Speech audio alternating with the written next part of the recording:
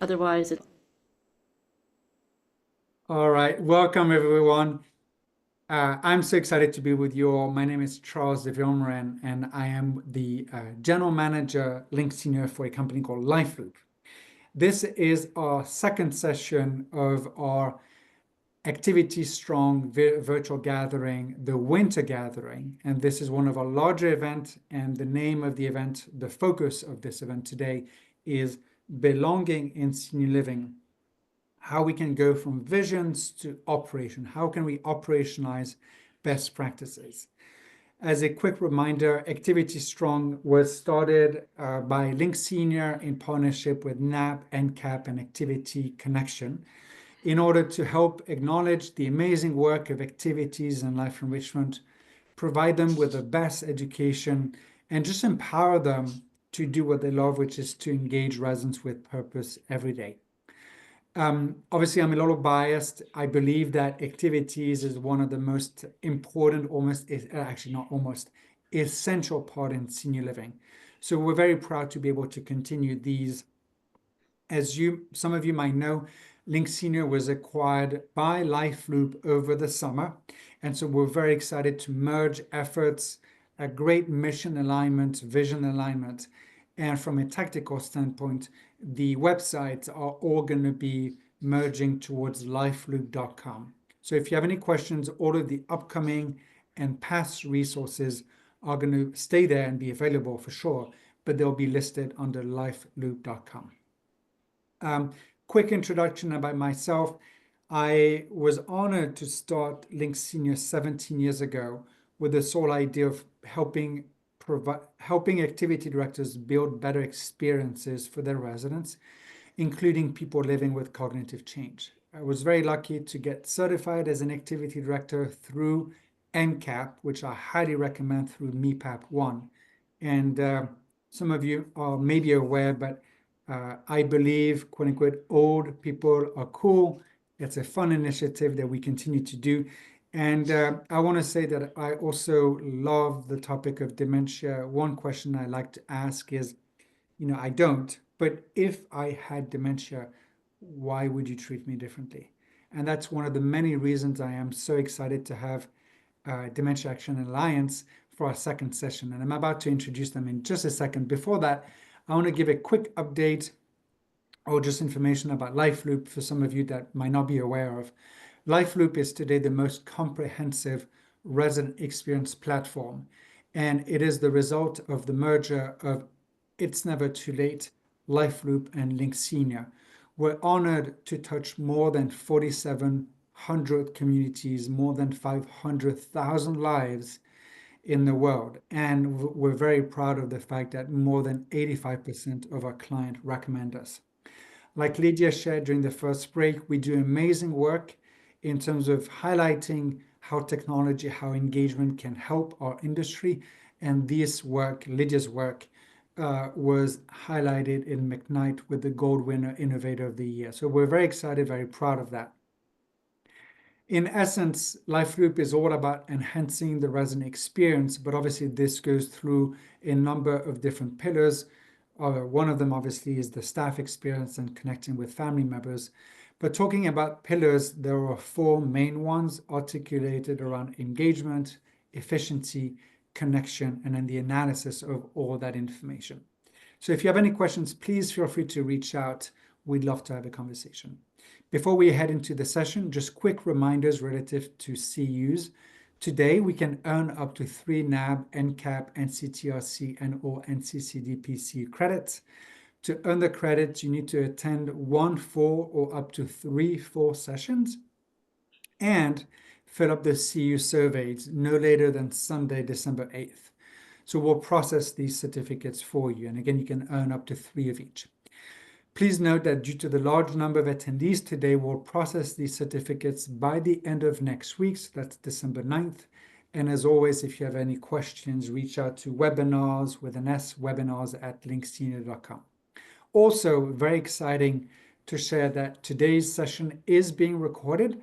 So you can come back to our website and, view it again if you liked it. Hopefully, I'm sure you liked it, but hopefully maybe you'll share it with your friends, your colleague, other members of your organizations. A more tactical piece of information I want to share is that we both use the chat and the Q&A features of Zoom. If you're using the chat, I want to make sure that everyone sees your valuable contribution, so make sure you selected the everyone from the dropdown. And with that, my last words, which I feel are sometimes the most important words, is please have fun. This is an area for us to learn and grow, and obviously having fun always helps doing that. And personally, on behalf of me and the LifeLoop team, I want to thank you for what you all do every single day. So now let's head to our second session called Living With, Not Dying From, the living experience of dementia.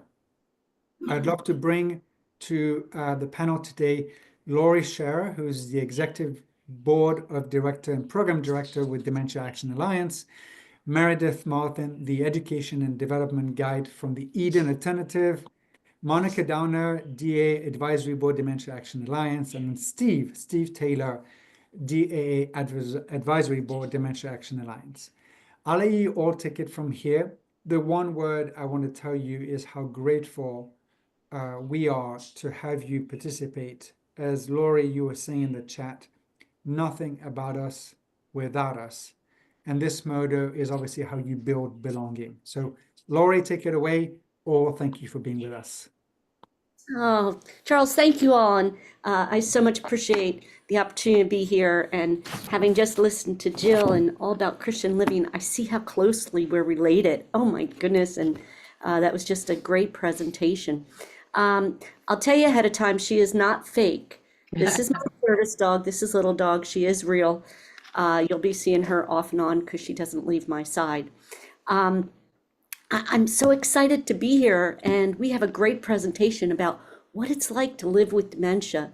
But before I get into us talking, I want to tell you a little bit about DAA because I get really excited about Dementia Action Alliance. Let's see. There it is. Hope you all can see it. So first off, welcome to DAA. Dementia Action Alliance. We're connecting people, increasing understanding, and enhancing lives. The Dementia Action Alliance, or DAA, is a diverse coalition of passionate people, organizations, companies, and communities, creating a more positive society for people like me that are living with dementia and for those that care about us. Boy, we do a lot, and I just wanted to show you this. This is our weekly, or our calendar for the month of just activities that happen every single week. In addition to those, we have many programs that happen throughout the month. We have Dementia Men, Dementia Women, we have Helping Hands, we have the Advisory Board, we have the Anna Sinosha Committee, the Optimizing Wellbeing Committee, and the list goes on and on and on. So we're extremely active. And part of being active and part of growing is over the past 6 years, we've had over 24,929 participants in our virtual programs. And I like to think of DAA as, we heard Jill talking about their community. Well, DAA is the virtual dementia community, and that's us. During COVID, we held 6 to 8 hour virtual programs on Thanksgiving Day and Christmas Day, and had a lot of guests. Teepa Snow, Al Powers, just all kinds of people came in and entertained people living with dementia. And it was a lot of fun. This year we reduced Thanksgiving to 2 hours because with COVID being mostly over, people were getting out more. But we still had 18 people. And I stress that because that was 18 people who basically had nowhere to go for Thanksgiving. Some of them had family, but because of the noise and overstimulation, they didn't feel as though they could attend Thanksgiving dinner. So they sat at home, and we were there to help them. In my opinion, one of the most awesome things DAA has ever started is our Helping Hands program. Helping Hands is our way of finding purpose and giving people a reason to smile.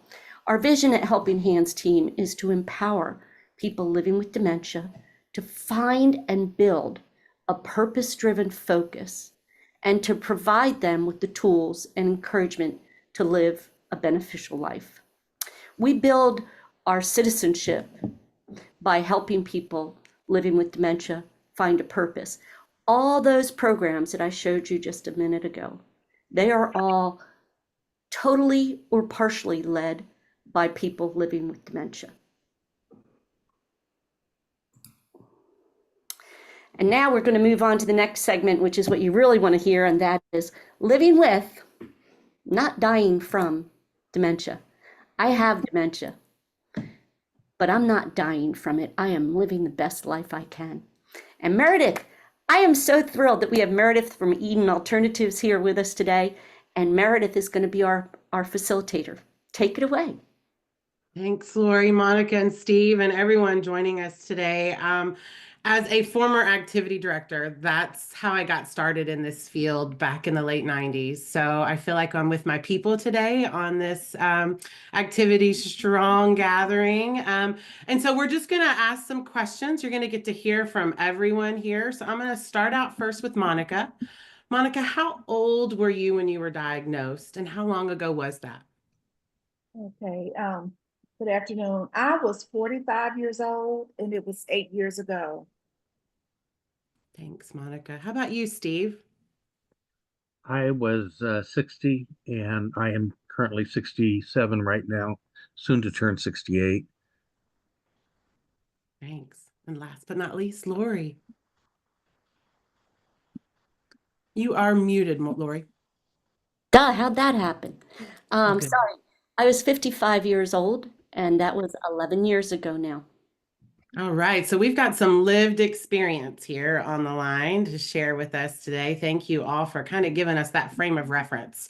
So next up, I'll start with Steve here.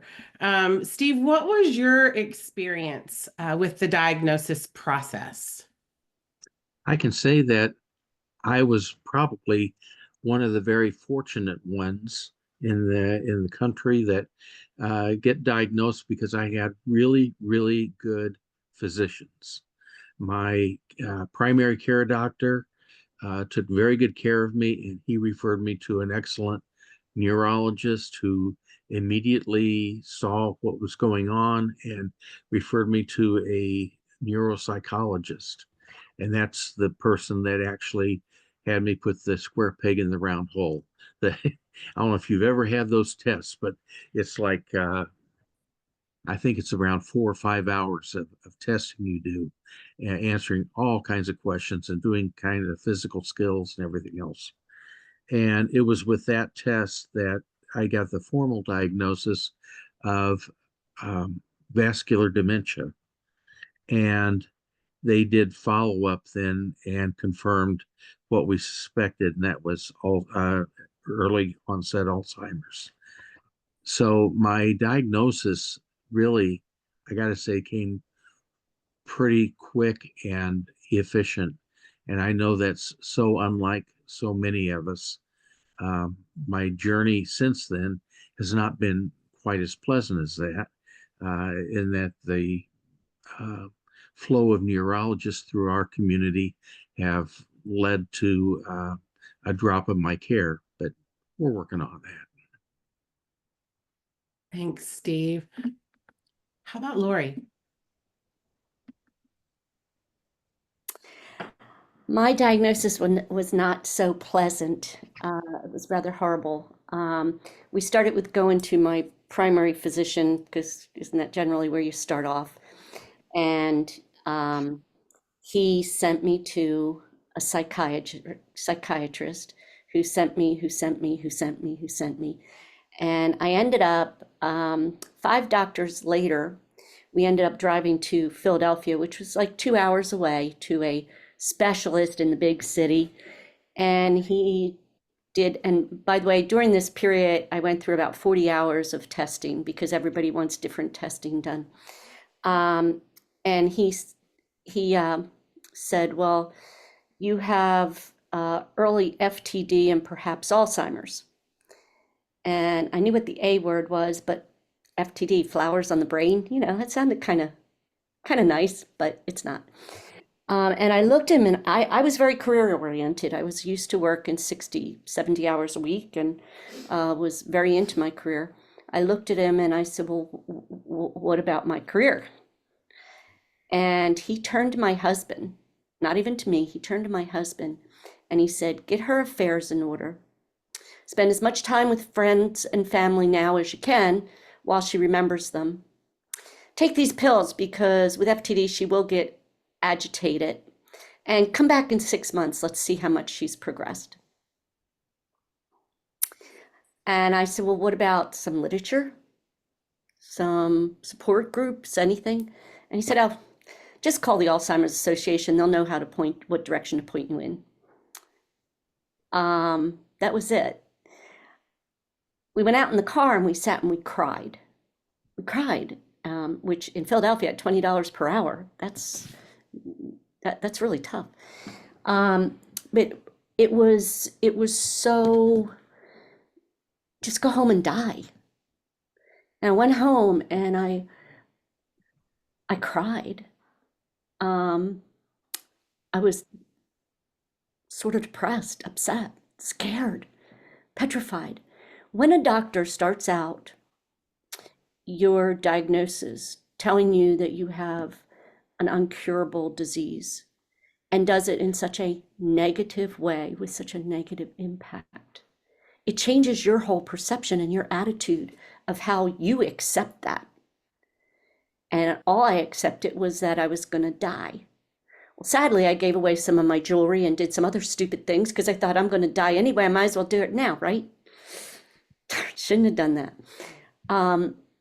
The whole diagnosis standpoint of when you have dementia really needs to change, and so does our perceptions of dementia.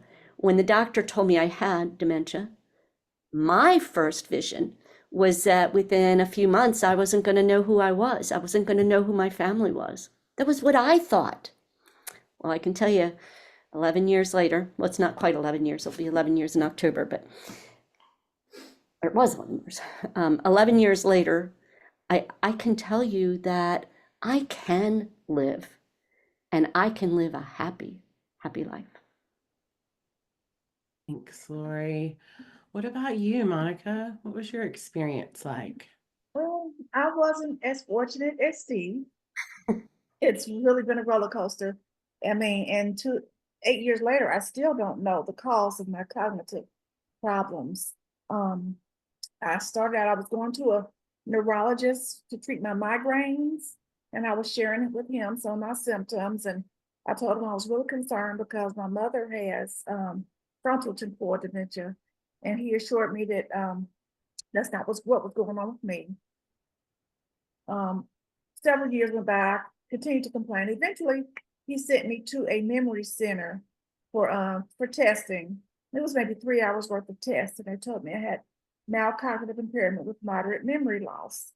And I'm sure the memory center sent the referring physician a report, but the next few visits when I saw him for my migraines, he never mentioned it. And so one day I brought it up and he just shrugged his shoulders like, it's no big deal. So about 4 years after that diagnosis, I felt like things were continuing to worsen. One thing that really did it for me is I was having trouble parking in perpendicular parking spaces. And so one day I parked at work, and me and another teacher were walking into the building. We were talking about how difficult it was to park in between these two lines. And so the other teachers, it was a substitute teacher, and she was probably in her 80s. And so I was thinking about it, and I was like, really, this is not an age appropriate challenge for me. So I went back to the doctor, and I ended up going to one of these big university hospitals. And actually at first I went to a neuropsychologist, I don't know. And sensitive testing again, and she told me I had frontotemporal dementia, and I needed to either stop teaching then or at the end of the school year. And so I went to the university hospital then. They did the PET scan and they confirmed it. And so the following year, I went back to the university hospital. And the PET scan did not show frontotemporal dementia. And so when the nurse practitioner told me this, she thought I would be really excited. And I would have been if my symptoms had disappeared. You know, PET scan changed, but my symptoms are continuing to worsen. So it just left me really in a state of confusion. And so then I moved to another state, and I was sharing with my primary care physician, the diagnosis and some of my challenges. And he assured me that I couldn't have dementia because I have high level vocabulary. So he said, I think all of your problems are anxiety. And so he started me on the highest dose of an anti-anxiety medication. So I went to a neurologist in that city, and he said that he thinks all of my problems are due to my lupus. So I went to my rheumatologist, and this is, again, the second state. So really the second time I'm having a conversation with a rheumatologist, but a different one. And he said he would do extensive blood work to confirm. And he did blood work, and my inflammation levels were good. And so he assured me that wasn't the cause. So I'm still trying to figure out what's going on. Yeah, Steve, go ahead. I wanted to add a couple of things to what we just said. One is, I know that for all of us, what sounds like a very abbreviated journey was not for all of us. I can tell you, it's years.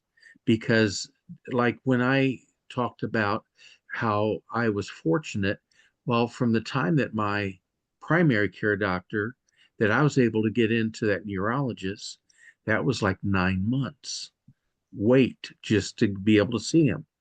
And I had to see him like 2, 3 times, get some tests done. And that, so that's almost a year and a half, 2 years there. Then he refers me to the neuropsychologist. That took another 9 months just to get into him.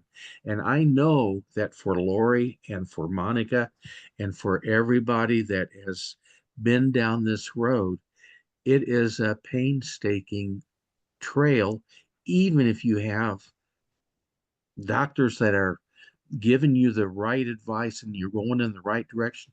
It takes forever. And so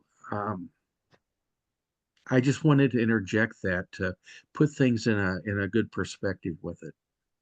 I think that's really helpful, Steve, all of you for sharing that journey. And I think it kind of illustrates what my next question is going to ask a little bit too. So we've heard that dementia is like a roller coaster, right? With ups and downs.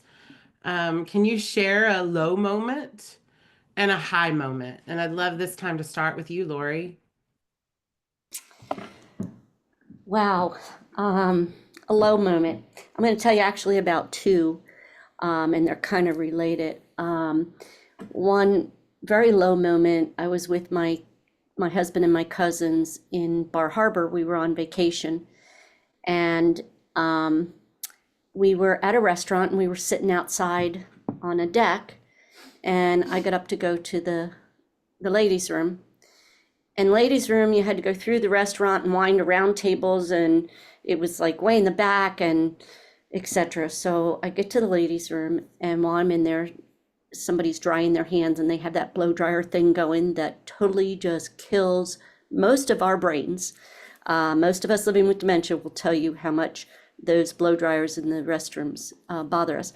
But anyway, I come out. And when I came out of when I went in the ladies' room, I was fine. I didn't even bring my purse. I'll be right back. I came out, and all I could remember was outside.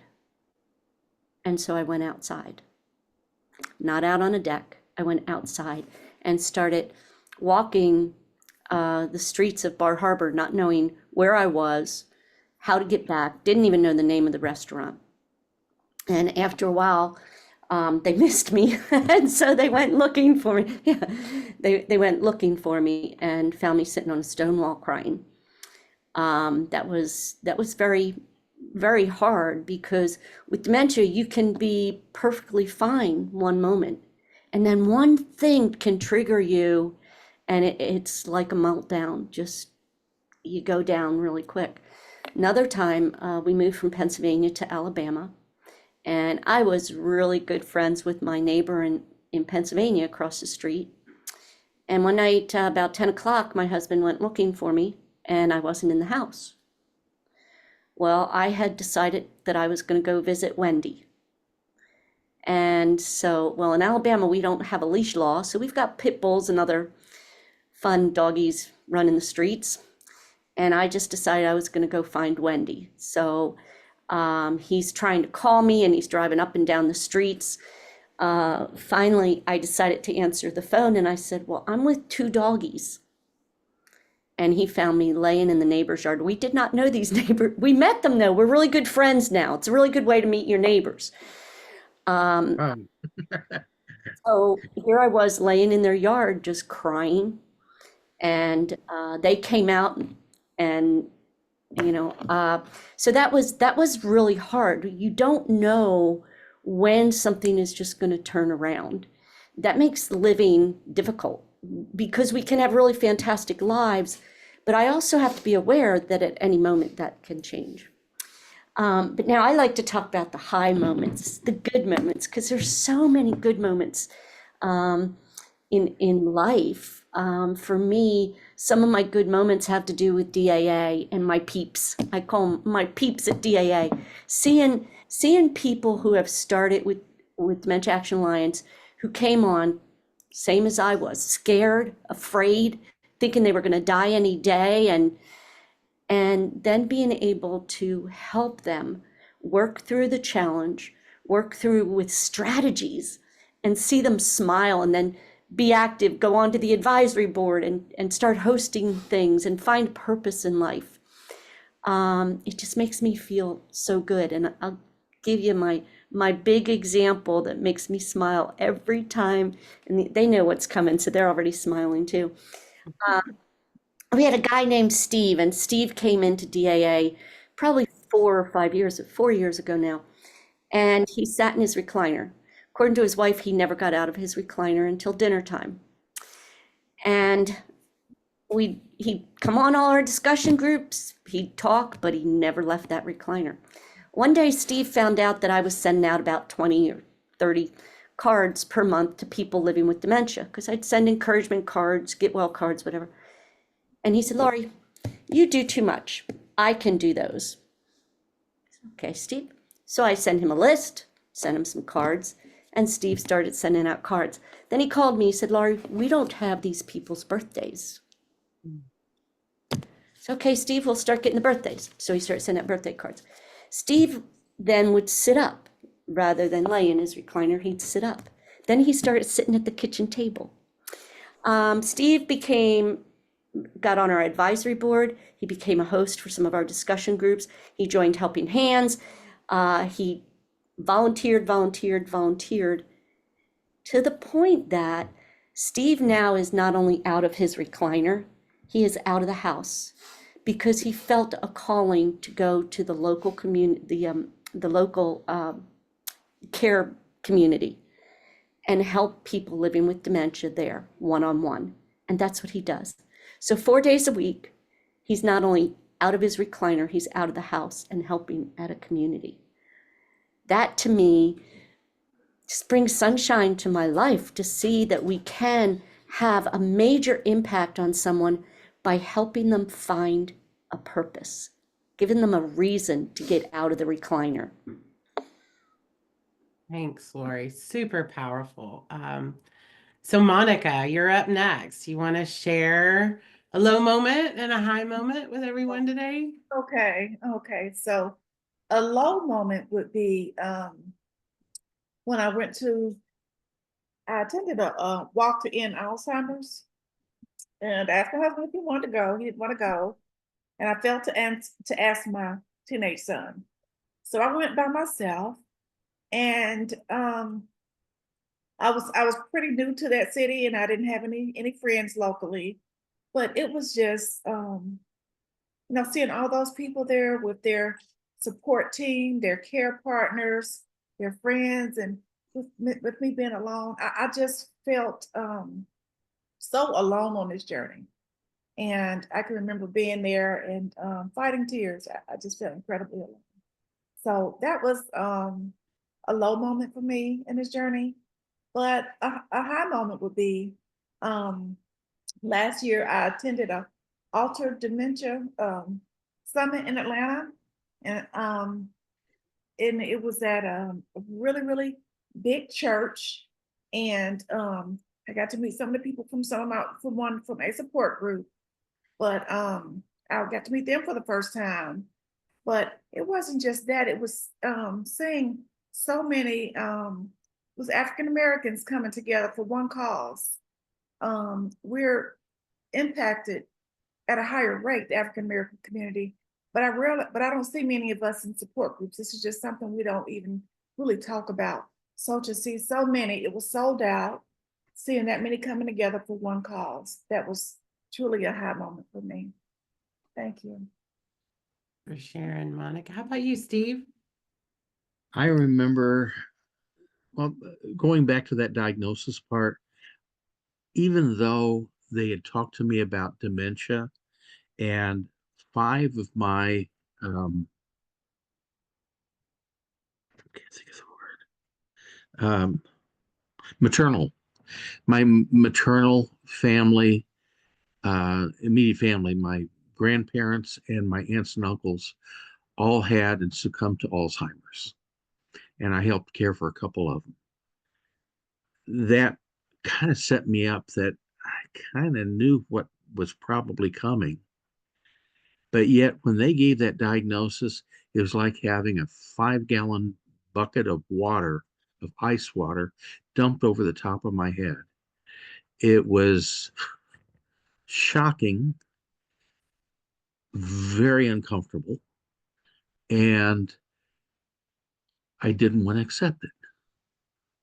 And so that was a really, it was probably the lowest point from the diagnosis right there. And then you have this shock, even though like I was expecting it, but it's not until you hear it that it becomes real. And from that point, the doctor had given us all kinds of resources and Alzheimer's Association and this and that. And we just took all that home and put it on the coffee table.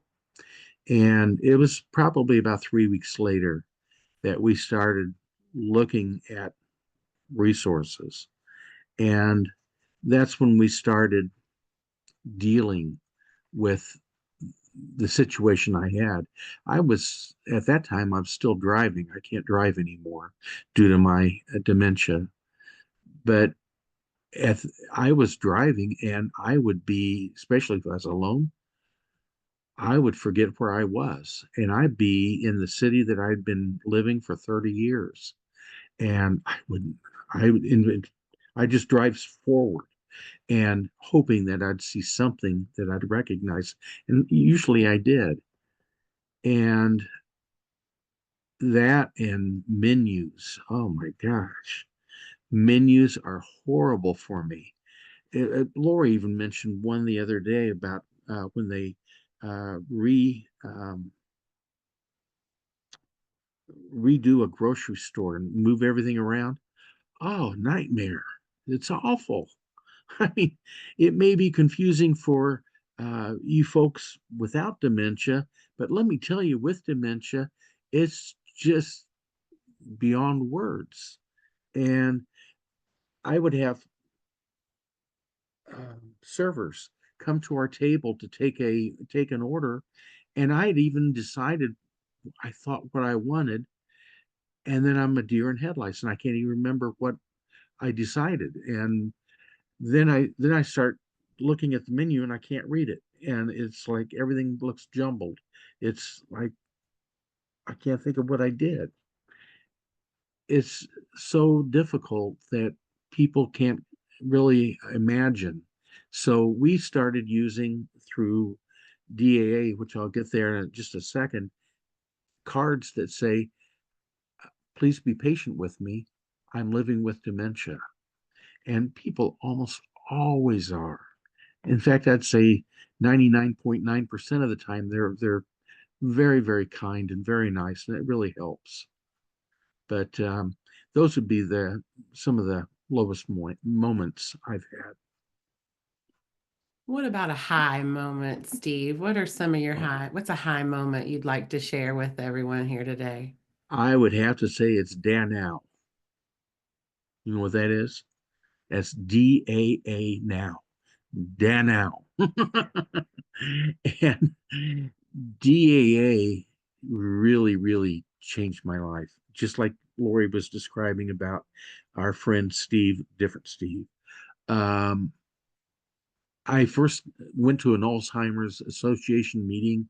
At that meeting, I was introduced to some people that were the local leaders of Community Dementia Alliance, CDA, which I'm now part of, and Alzheimer's Dementia Resource Association, I'm now part of. And it was through these people, wonderful people, that they introduced me to the world of DAA. And that just went from being in the little bedroom community to being in New York. It's, everything. We have everything and all the possibilities with DAA. And I started with going to their conferences. And I'm trying to think back.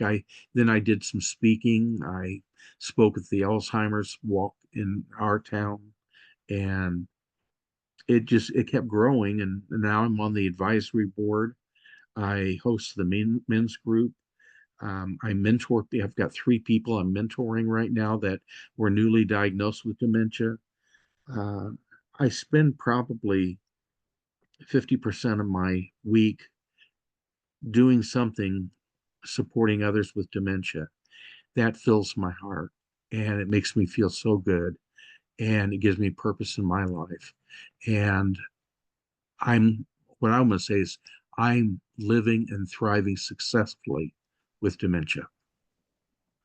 Yes, you all are. We have so much to learn from you all today. I have a few more questions, but I just want to prompt everyone, as Charles said, use the chat box, use the question box. If we get through our questions, I'll bring some of your questions forth. So, but next up, I'm going to go to Monica first for this one. What's the real world of dementia that you live in that people don't understand? What do you wish that businesses, your community, and perhaps even your friends and family knew about dementia that they don't? I have a few things. One is one stigma regarding dementia is that dementia is an old person. Yeah, look. Yeah. Sorry, guys. And so I wish people understood that it's not just an old person disease. Younger people are impacted as well. And also would like for people to understand that someone doesn't just wake up with dementia in its end stage. It's a process. For some people, it could be a 20-year-long process. And some people, it's a shorter process. For example, when the doctor mentioned that I can't have dementia because I have high level vocabulary, in his mind, dementia is, he's thinking of end stage dementia. So another thing is, I would like for doctors to take us serious about our symptoms. When they begin to look and do tests, just keep testing until you find a reason for the decline. I attended a conference once, and the neurologist said that people need to be getting diagnosed at an earlier age, at the earlier stage rather. And but if they don't take us serious when we come with our symptoms, then we're going to be diagnosed at a later stage, and then we won't have the benefit of some of the dementia medications that are out on the market today. I also would like people to understand that it's a lot more involved than just memory.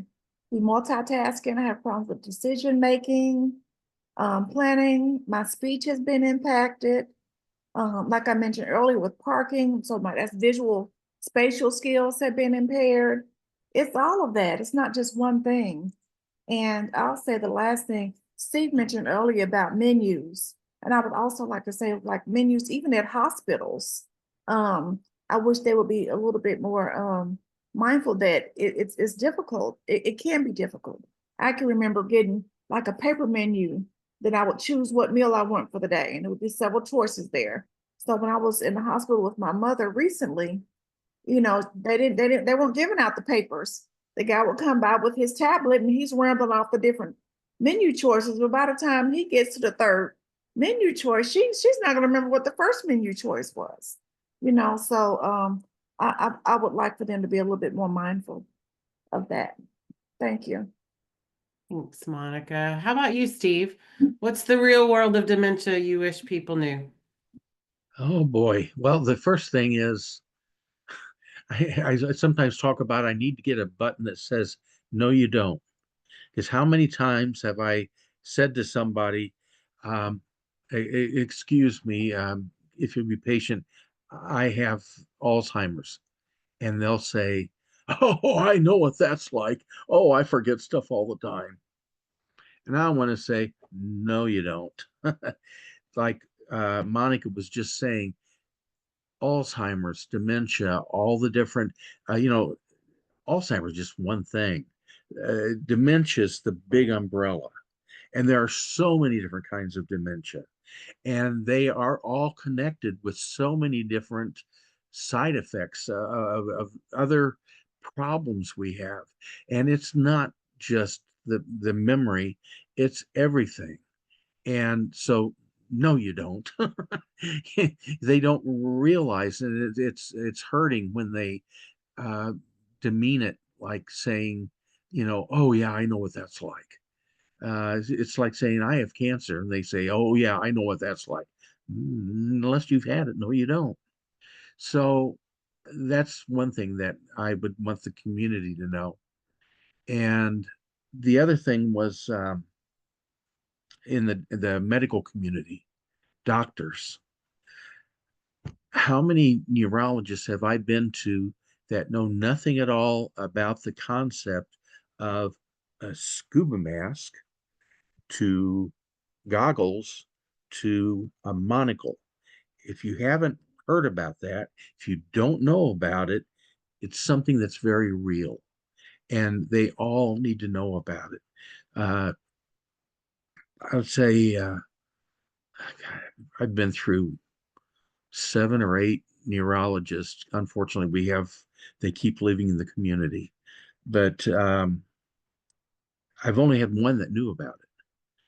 Most of them don't even know about it, and that affects us so much. And so the last thing is billboards, things like, I would like to see the government, federal and state, support public service education through billboards, making people understand how normal we are, but how serious this is. And same thing with multimedia, with all the different avenues there are, but we really need to educate our community at large. Thanks, Steve.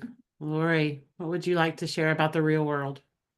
Real world of dementia. Well, first off, I'm still Laurie. I'm still me. Dementia does not define me. I'm a scuba diver. I'm an educator. I'm a program director, volunteer, but still, I do a lot of things, but there are many, many things in my life I have to do differently. I can't cook by myself because I don't know if you can see the burns, but I tend to take things out of the oven without mitts on. Well, that's not really too safe now, is it?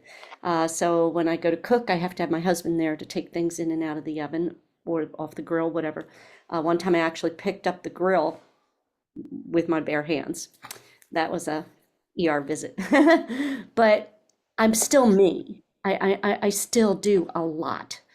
And there's a lot of things that the community can do to help me and other people.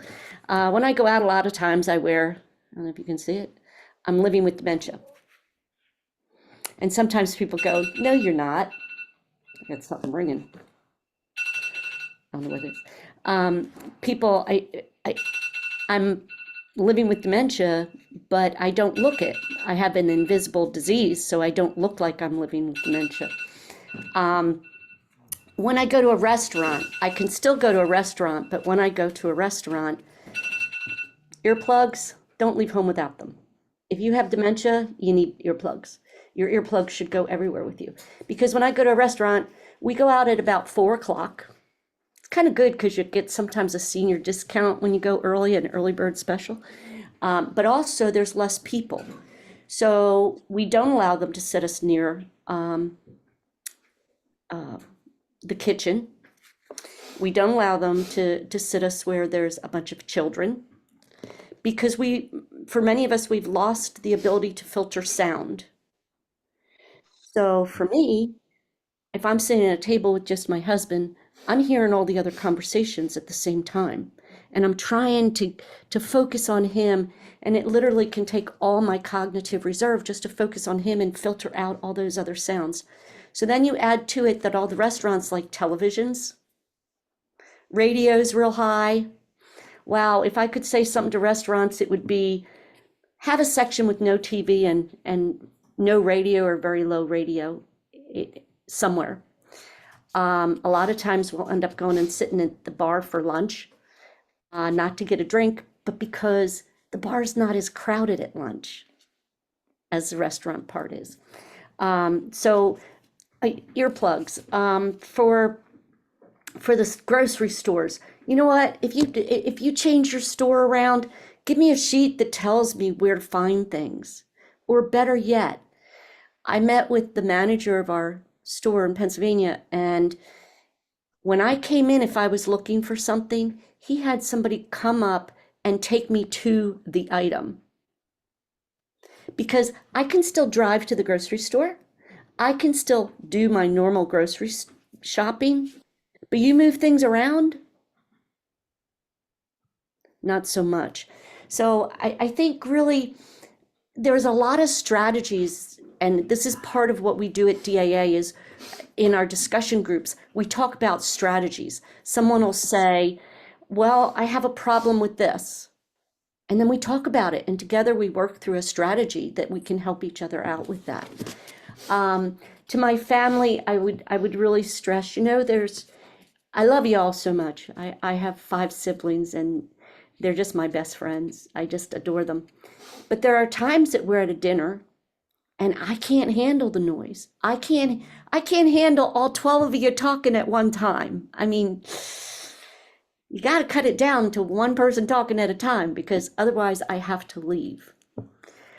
There's many things like that living with dementia that we as a group have learned strategies. We've learned strategies to overcome the sensory overload, whether it's flashing lights or noise. And yeah, help me to understand how I can still function. That's all. Thank you all. You've alluded to several of the things that DAA provides. And one of the things is the On the Mark, right? Which is actually giving advice to companies and organizations about the lived experience and Speakers Bureau. So I'll put a link to the chat here in a minute after this next question for people to learn more about that. But I'd like, Steve, for you to maybe answer this one first. What advice would you give to someone newly diagnosed with dementia? Almost everybody experienced some form of shock, because it's a serious diagnosis. But as soon as you can get the grasp of it and get your head around it, get involved, because there are so many organizations and wonderful places and people to get involved with, but DAA is probably one of the easiest because DAA is virtual. just like we are right here. I'm in Indiana. Okay. I mentor a gentleman in California, another one in Colorado, and one here in Indiana. What a wonderful world this is that we have this technology. And so hop on board with DAA, and I'll tell you what, you will find more people like yourself dealing with the same issues that you're dealing with, the same problems you're dealing with, and you can listen and hear what others have to say, or you can talk and ask others about it. And so it's just a wonderful, wonderful environment. I would recommend that highly. Thanks, Steve. How about you, Lori? What advice would you give? I would say, first off, you are going to go through a period, more than likely, almost everybody does.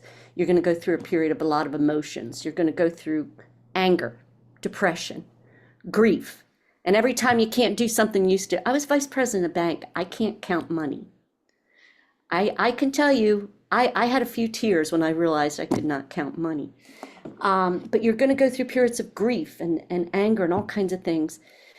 Allow yourself the time to go through those things. Don't say, I shouldn't do this. Yes, you should. Go through it. And then kick yourself in the tush and say, okay, now it's time for me to get something done.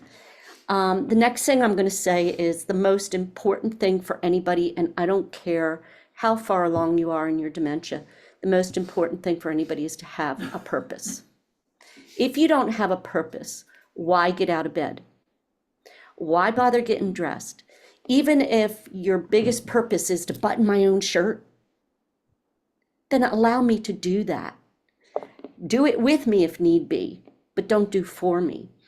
You see Steve and Monica, and you've heard about the other Steve, and we probably have at least 30 people that are part of our Speakers Bureau that are as functional most days. We're not all functional, this functional every day, but and I truly believe that I have been able to go as long as I have because I have a purpose.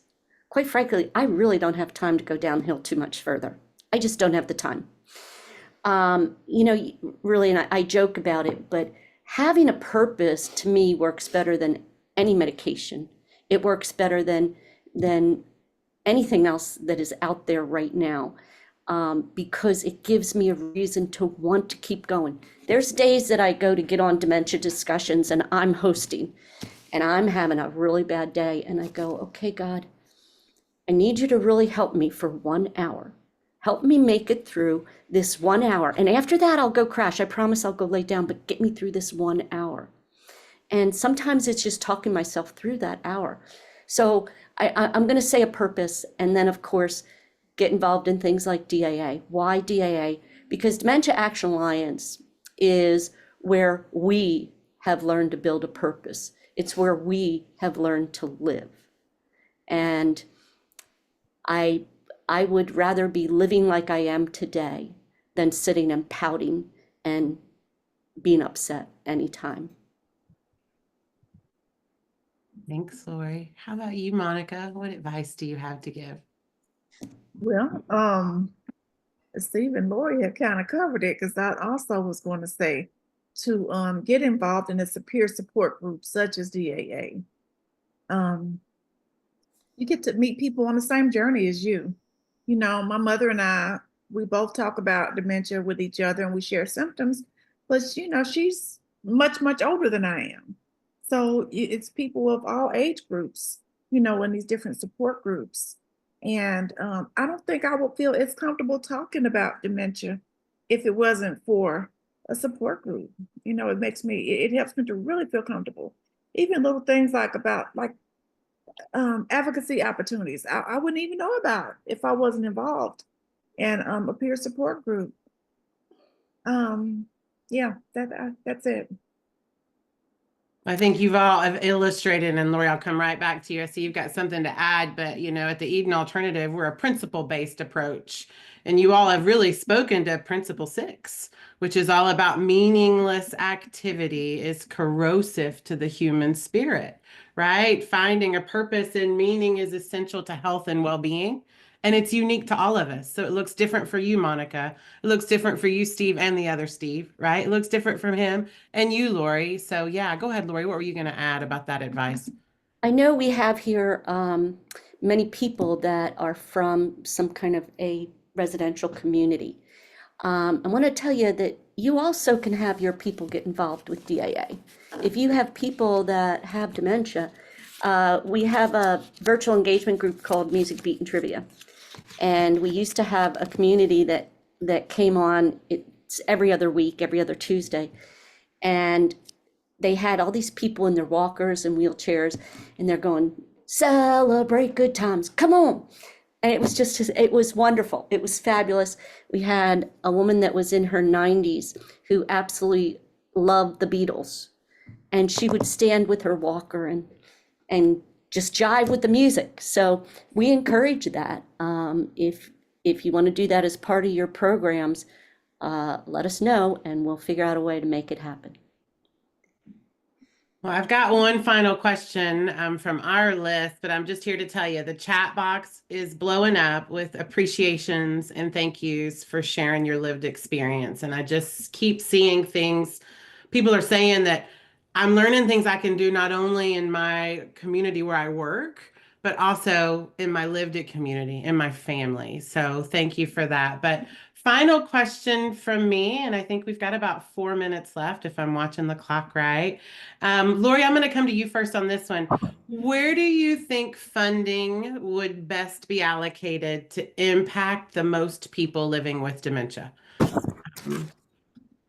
Boy, I am going to have to say in education and engagement. DAA is a nonprofit organization, and there's so many more things I want to be able to do. You can't do it without more funding. You know, I really want to start a group just for people newly diagnosed, where we can totally mentor them from right after they're diagnosed. And to do that, we've got to reach out to the neurologist and say, hey, give us those names. I want to see us strengthen our care partner program. There's so many things, but that does involve some funds now and then. The other thing is, and research is good. I appreciate all the people that are raising money for research, but for me, I think we need to first look at care before we look at a cure. And right now, there's a big need for care, not only for the people living with dementia, but for their care partners. We really need to get something out there to give care partners more respite. They need it. And that's just not readily available. There's also not respite so that care partners can do training. So you have someone whose dementia is very advanced and the care partner has no idea how to work with their loved one, but there's no way they can sit and do this training. They can't get away to do it. And that's all, to me, that's very, very sad that we don't have more. And just so you know, Meredith, I think there's also a question in the Q&A. I think so. But yeah, I think research is good. Finding a cure is really good. But when are we going to care for the people? I have at least 8 people that live alone with dementia. And somehow they have to find somebody to help, somebody they can trust to help balance their checkbook, pay their bills. And I know quite a few of them that that's not the way it worked out, and they had money stolen from them. Just a number of things where people living with dementia need support, and it's not there. Thank you. Thanks, Lori. So Monica, Steve, I think we're down to our last minute. Any closing thoughts either of you want to share as we wrap up about where you think funding would best be allocated? Yeah, I'll just keep it really brief. I agree with Lori. I think education, and I'd say primarily towards doctors. Yep. I agree with education, but I also think, like I was talking about marketing, because this is educating our children, our adults, the parents, the grandparents. It's educating the families because they get the disease, and a lot of families don't understand what's going on. They just say they're old. Well, there's a lot more to it, and there's help. Thank you all. Thank you all for the opportunity just to like hold space with you and have this dialogue. I'll turn it back over to Charles. Meredith, thank you so much. I yeah, I want to thank you for this space you allowed to create with all of you. You know, Lori and Steve and Monica, I just want to thank you for your presence. Just your presence makes this event real. Again, we can't talk about belonging without having people living with cognitive change. So just know that obviously your presence makes it happening, but your insights, I think, was obviously we saw through the chat, like you said, Meredith, the chat blew up at quite a few moments. So just thank you so much for sharing. Thank you so much for educating us. And I'm sure that we've all been able to take one small step or a huge leap in our education. So thank you for that. And please feel free to stay around for the rest of the events. We just ask that you turn off your camera and microphone. And again, very grateful for your presence today. Thank you, Laurie. Thank you, Steve. Thank you. Thank you, Monica. Yeah. Thank you. Everyone, we're going to stop the recording for this was our second session of our winter gathering all around belonging in senior living, how we can move from vision to operation. And so as we're closing the second session, we're now on to our second break, which is about 30 minutes. And during this break, I'm going to make a couple of announcements, and we have something really excited, like a very cool initiative to obviously build upon belonging that we wanted to give space and share with you all. So first of all, as we continue building further education for our industry and enabling activities and life enrichment professionals with some of the best education out there, wanted to highlight our next webinar on December 17th called De-Prescribing Through Life Enrichment and Interdisciplinary Care. This is going to be with Delon Canterbury, the CEO and founder of Geriatrics RX. And it might sound counterintuitive, but I love the idea and the spirit, and it's kind of the future as well, is think of a pharmacist taking the stance of what's the right balance, right? How do we modulate between what works, life enrichment, and obviously necessary medication. So finding that right balance. So please join us. It's going to be the last webinar of the year. All of our upcoming webinars will soon be listed on the updated Activity Strong page. If you want to take your phone and zap the QR code, we are now, and I say we, I want to give credit to Emily on our team that does an amazing work supporting these webinars. And so with her and the rest of the team, we're aligning all the resources under the lifeloop.com website. So with that, I wanted to invite you all to stay for a few moments. At the end of the third session, we're going to have, as we usually have, our happy hour. And this time, so excited to be with Brian, Sasha, and Stacy. And we're going to have a little twist on our typical happy hour around the Spintopia services from Sasha Don, who's the CEO and founder of Utopia Experiences. So for the remaining part of this break today, I wanted to invite to come on Isabel.